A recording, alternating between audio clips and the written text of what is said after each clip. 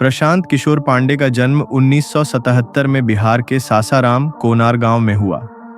उनके पिता श्रीकांत पांडे डॉक्टर थे और गांव में क्लिनिक चलाते थे, जबकि मां सुशीला पांडे घर संभालती थीं। परिवार साधारण था, लेकिन पढ़ाई पर जोर था। बक्सर में स्कूल की पढ़ाई पूरी की, इंजीनियरिंग और दिल्ली यूनिवर्सिटी में बीएससी स्टैटिस्टिक्स शुरू की, पर बीमारी की वजह से पढ़ाई अधूरी छोड़ी। 2000 में संयुक्त राष्ट्र के वर्ल्ड फूड प्रोग्राम के साथ अफ्रीका गए। केन्या, मलावी, रवांडा में 11 साल तक पब्लिक हेल्थ में काम किया। एड्स, स्मोकिंग और न्यूट्रिशन पर कैंपेन चलाए और लाखों लोगों को जागरूक किया। पब्लिक हेल्थ में मास्टर्स की डिग्री ली। 2011 में भारत लौटे और बिहार विधानसभा चुनाव में नीतीश कुमार की जेडीयू को अनौपचारिक सलाह दी। 2013 में Indian political action committee (IUPAC) बनाई। 2012 में गुजरात विधानसभा चुनाव में नरेंद्र मोदी की कैंपेन में मदद की और मोदी तीसरी बार मुख्यमंत्री बने। 2014 के लोकसभा चुनाव में भाजपा के लिए सिटीजन्स फॉर अकाउंटेबल गवर्नेंस बनाया। 1200 वॉलंटियर्स जुटाए। चाय पे चर्चा कैंपेन चलाया, जिसमें चाय स्टॉल्स पर राजनीतिक बहस हुई। 3D रैलियां की, जिनमें होलोग्राम से मोदी की रैलियां देश भर में दिखीं और सोशल मीडिया का तूफान खड़ा किया। भाजपा को 282 सीटें मिलीं और नरेंद्र मोदी प्रधानमंत्री बने।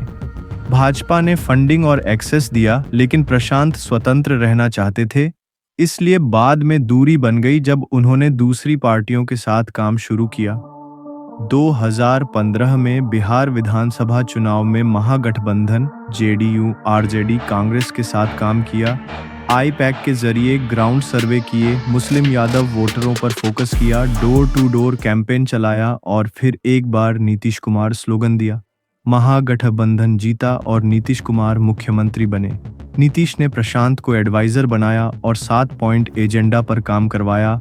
2018 में जेडीयू में वाइस प्रेसिडेंट बनाया, लेकिन 2020 में सीए पर मतभेद के बाद पार्टी ने उन्हें निकाल दिया। 2016 से 17 में कांग्रेस के साथ काम किया। यूपी विधानसभा में स्ट्रैटेजी फेल हुई और कांग्रेस को सिर्फ 7 सीटें मिली। पंजाब में कॉफी विद कैप्टन कैंपेन चलाया, जिससे कैप्टन अमरिंदर सिंह जीते और मुख्यमंत्री बने। कांग्रेस ने कैंपेन के लिए हायर किया और पंजाब में उनकी तारीफ की, लेकिन यूपी की हार के बाद दूरी बन गई। 2022 में कांग्रेस ने 2024 चुनावों के लिए एम्पावर्ड एक्शन ग्रुप ज्वाइन करने का ऑफर दिया, जिसे प्रशांत ने ठुकरा दिया क्योंकि कुछ लीडर्स ने उनके राइवल पार्टियों से लिंक पर विरोध किया। 2017 और 2019 में आंध्र प्रदेश में वाईएसआरसीपी के साथ काम किया। 2017 में रक्त संबंध कैंपेन चलाया, लेकिन पार्टी हार गई। 2019 में प्रजा संकल्प यात्रा डिजाइन की, 1 करोड़ घरों तक आउटरीच किया और विलेज इन्फ्लुएंसर्स को पर्सनल लेटर्स भेजे, जिससे वाईएसआरसीपी को 151 सीटें मिलीं और जगन मोहन रेड्डी मुख्यमंत्री बने। वाईएसआरसीपी ने वॉर रूम मैनेज करने का मौका दिया और क्लोज कोलैबोरेशन किया, लेकिन प्रोजेक्ट खत्म होने पर छोड़ा।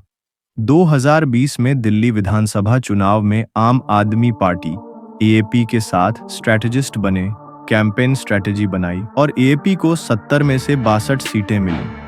अरविंद केजरीवाल ने कैंपेन के लिए इनवाइट किया और सपोर्ट दिया, कोई मतभेद नहीं हुआ। 2021 में तमिलनाडु विधानसभा चुनाव में डीएमके के साथ काम किया। एमके स्टालिन को एम करुणानिधि की तरह रीब्रांड किया।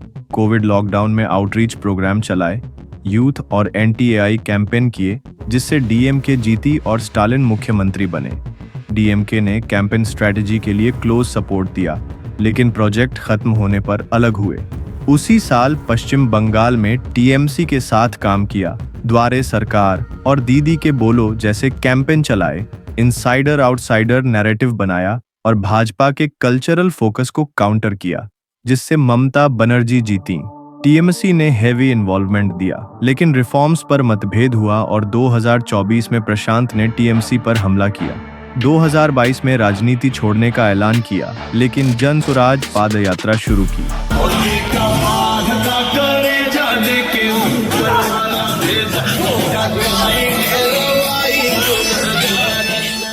2023 2 अक्टूबर 2022 को पश्चिम चंपारण के गांधी आश्रम से 3000 किलोमीटर की यात्रा शुरू की। 300 दिन में 5000 से ज्यादा गांवों में गए। माइग्रेशन, बेरोजगारी, खराब एजुकेशन और किसानों की समस्याएं सुनी। 1,50,000 लोग जुड़े, युवा, महिलाएं, किसान। 2 अक्टूबर 2024 को पटना में जन स्वराज पार्टी लॉन्च की, जिसका लक्ष्य बिहार को बदलना है। 2025 विधानसभा में 243 सीटों पर लड़ने की तैयारी। उगता स्वराज सिंबल मिला। मनोज भारती वर्किंग प्रेसिडेंट बने। सितंबर 2025 तक कैंपेन जोरों पर है।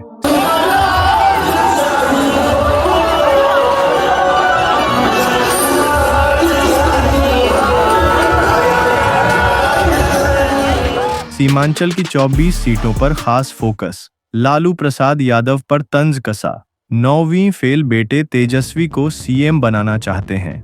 नीतीश कुमार पर कहा, थक चुके हैं, जेडीयू को 25 सीटें मिलेंगी। 5 पॉइंट एजेंडा है, माइग्रेशन रोकना, एजुकेशन रिफॉर्म, जॉब्स देना, हेल्थ सुधारना और किसानों को सही दाम दिलाना। शराबबंदी हटाने का वादा किया ताकि राजस्व, एजुकेशन और हेल्थ में लगे। 18,000 वॉलंटियर्स और 70 कैंडिडेट्स, जिनमें 40 महिलाएं। प्रशांत खुद कड़गड़ा सीट से नीतीश के खिलाफ लड़ेंगे। बीजेपी एमपी संजय जायसवाल ने आरोप लगाया, प्रशांत लालू का बी टीम है और बीजेपी के वोट बांट रहे हैं। प्रशांत ने जवाब दिया, बीजेपी लीडर्स भ्रष्ट हैं। बिहार परिवर्तन जनसभा में सच सामने आएगा। सर्वे कहते हैं कि जन स्वराज वोट स्विंग कर सकता है। बीजेपी 105 सीटों पर मजबूत है, लेकिन युवा वोटर शिफ्ट हो रहे हैं। आरजेडी की थिन मार्जिन सीट्स खतरे में हैं।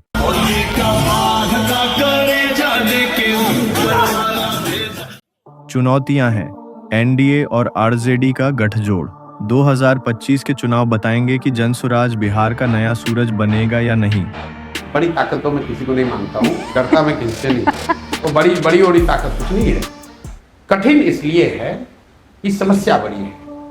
बिहार वो राज्य है जिसको ज्यादातर दलों ने, नेताओं ने न सुधर पाने वाला राज्य मानकर छोड़ दिया। ऐसा नहीं है कि बिहार को लेकर मैंने पहले कांग्रेस के नेतृत्व से चर्चा नहीं की होगी या भाजपा से बात नहीं करी होगी, या जब उनके साथ काम किया है, बिहार तो हमेशा से दिल में रहा है, हमेशा उसकी बात करी है। नीतीश से भी बात किया होगा, लालू जी से भी बात किया होगा। हर व्यक्ति कहीं ना कहीं आज कहता है कि अब इससे ज्यादा बिहार नहीं सुधर सकता है। ठीक है, अब जितना हो रहा है इतना ही बहुत है, अब इससे ज्यादा क्या ही सुधरेगा। एक तरह से एक नोशन बन गया है बिहार और बिहारी कि मतलब ये लोग मतलब नहीं सुधरने वाले, इसको इससे बेहतर नहीं बनाया जा सकता है। उस नजरिए से बहुत बड़ी चुनौती है।